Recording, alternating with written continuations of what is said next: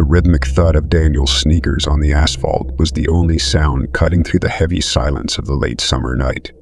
The moon, a thin sliver of silver, hung low in the sky, casting long, distorted shadows from the gnarled oak trees lining the country road. It wasn't a route Daniel usually took, but the familiar path had felt too safe, too predictable. Tonight, he craved a sense of solitude, a chance to clear his mind after a day steeped in the monotonous routine of his corporate life. He'd been jogging for about 20 minutes when he noticed a subtle shift in the air. A prickle of unease crept up his spine. It wasn't the wind, which was barely a breeze, but something intangible, a sense of being observed. Glancing back over his shoulder, he saw him. Another runner, clad in a dark hooded jacket, their face obscured by the shadows. The figure fell into step behind Daniel, their pace matching his own with unnerving precision. The initial flicker of fear quickly morphed into a gnawing anxiety. Daniel quickened his pace, his heart pounding against his ribs. He tried to ignore the figure, focusing on his breath, but the insistent rhythm of the other runner's footfalls haunted him, a metronome keeping time with his mounting panic. Daniel started to run faster, his lungs burning, his legs screaming for mercy. He risked another glance back. The figure was closer now, their breathing shallow and ragged. Their hood pulled back slightly, revealing a glimpse of dark and unreadable eyes. For a moment, they met Daniel's gaze, and a cold shiver snaked down his spine. It felt like a predator sizing up its prey. He found himself at the edge of a wooded area, the road vanishing into a dense tangle of trees. He was tempted to break into the woods to escape the unseen pursuer, but the fear of the unknown was more terrifying than the pursuit.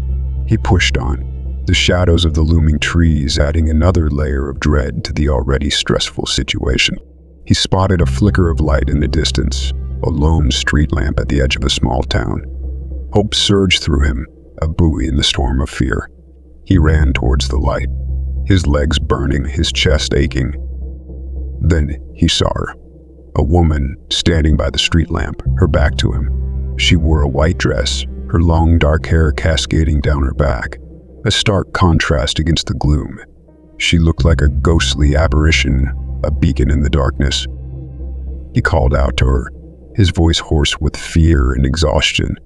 "Help me," he pleaded, his eyes fixated on the woman, praying for her to turn around to see the figure closing in behind him.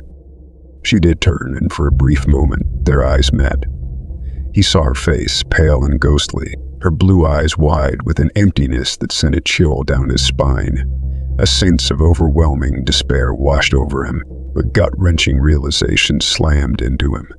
This wasn't someone who could help. And then everything went silent. The rhythm of the footsteps behind him, the thud of his own running, the rustle of leaves in the wind.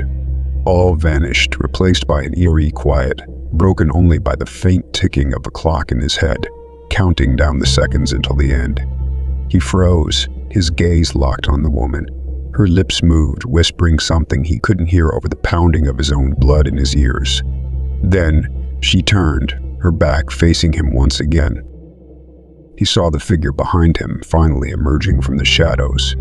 But it wasn't the hooded man he'd been running from. It was a pale, skeletal hand reaching out from the darkness, its long, bony fingers clasping around his arm. The touch that felt neither warm nor cold, but cold and empty, like a vacuum sucking the life out of him. He felt a sharp tug, his feet leaving the ground, his body pulled backwards into the darkness. He didn't scream, didn't try to fight. He just looked at the woman, her white dress a ghostly silhouette against the darkness, and he understood there was no escape, no help. He was being pulled into the void, a prisoner of his own fear and the woman in white, the harbinger of his doom. The next morning, Daniel's lifeless body was found on the street. It was determined that he had died from a heart attack. His stalker, his pursuer, the shadow he could not shake, was the inevitable fate of death itself.